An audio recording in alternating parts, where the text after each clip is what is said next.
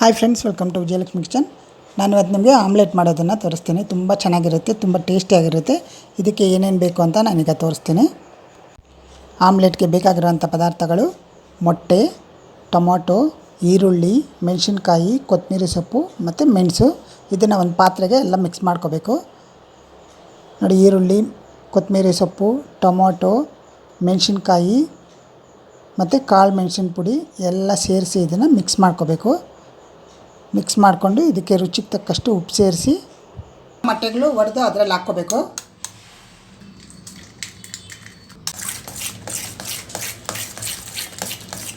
ಈಗ ಹೆಂಚಿಟ್ಟು ಒಂದು ಸ್ವಲ್ಪ ಎಣ್ಣೆ ಹಾಕಬೇಕು.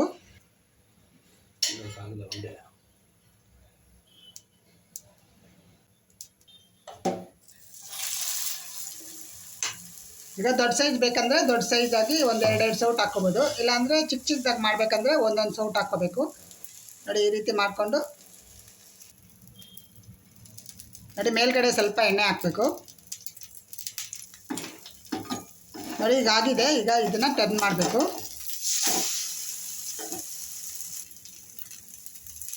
ಈಗ ಈ ಸೈಡು ಸ್ವಲ್ಪ ಎಣ್ಣೆ ಹಾಕಬೇಕು.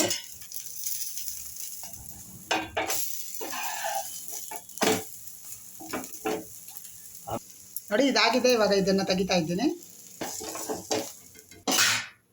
ಈಗ ಇನ್ನೊಂದು ಮಾಡೋದಕ್ಕೆ ಸ್ವಲ್ಪ ಎಣ್ಣೆ ಹಾಕ್ತಾ ಇದ್ದೀನಿ.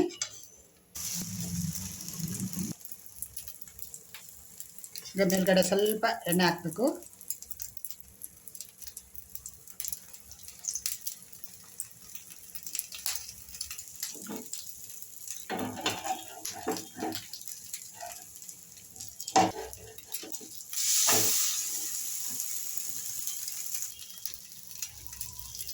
ನೋಡಿ, ಎರಡೂ ಸೈಡು ಸ್ವಲ್ಪ ಎಣ್ಣೆ ಹಾಕಿದ್ರೆ ಚೆನ್ನಾಗಿರುತ್ತೆ. ನೋಡಿ, ಇದು ರೆಡಿ ಆಗಿದೆ.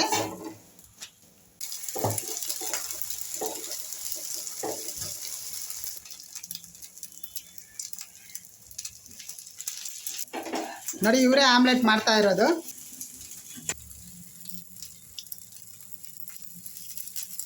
ನಮ್ಮ ಯಜಮಾನರು ತುಂಬ ಟೇಸ್ಟಿಯಾಗಿ ಆಮ್ಲೆಟ್ ಮಾಡ್ತಾರೆ. ಅದಕ್ಕೋಸ್ಕರ ಅವ್ರ ಕೈ ಮಾಡಿಸ್ತಾ ಇರೋದು.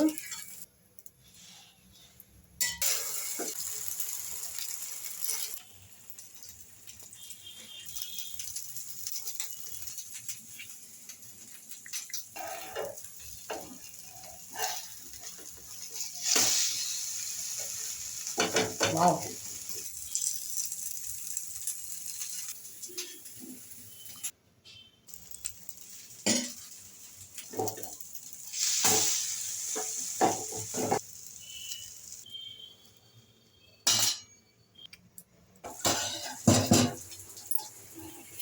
ಈ ರೀತಿ ನೀರು ಹಾಕಿ ಆಗಲೇ ಸ್ವಲ್ಪ ತೊಳೆದು ಇಡಬೇಕು, ಇಲ್ಲಾಂದರೆ ಕೌಸು ವಾಸನೆ ಬಂದುಬಿಡುತ್ತೆ.